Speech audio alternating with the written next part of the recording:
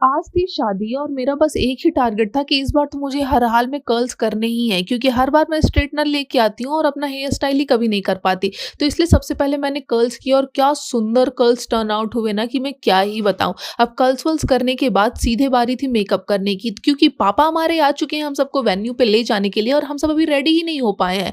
और फटाफट से रेडी होना शुरू कर देते हैं और मॉइस्चराइजर सबसे इंपॉर्टेंट है भाई साहब, क्योंकि हमें मेकअप खराब ही नहीं करना था। और सारी चीज़ें अभी तक इतने आराम से जा रही थी ना कि मुझे डाउट हो रहा था कि इतने टाइम से सब कुछ सही से जा कैसे रहा है।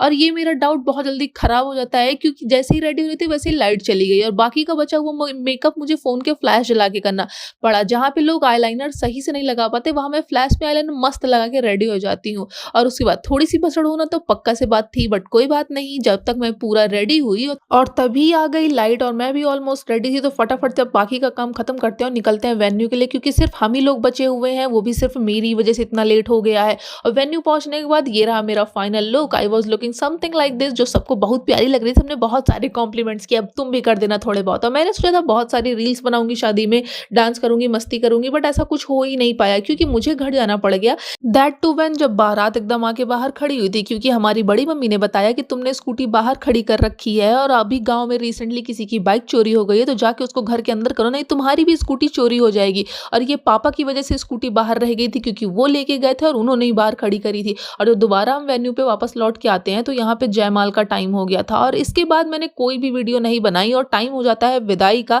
तो शादी का प्रोग्राम यहीं पे खत्म होता है और हम लोग अपने घर वापस जाते हैं। वहां जाते ही फटाफट से मैंने चेंज किया, क्योंकि अभी हमको तुरंत निकलना है प्रयागराज के लिए। सिर्फ मैं ही जा रही हूँ, मम्मी पापा लोग शाम को आएंगे और यहाँ आने तक मैं इतना ज्यादा थक गई थी कि आते ही मैं सो गई। So that's it for today's video, bye.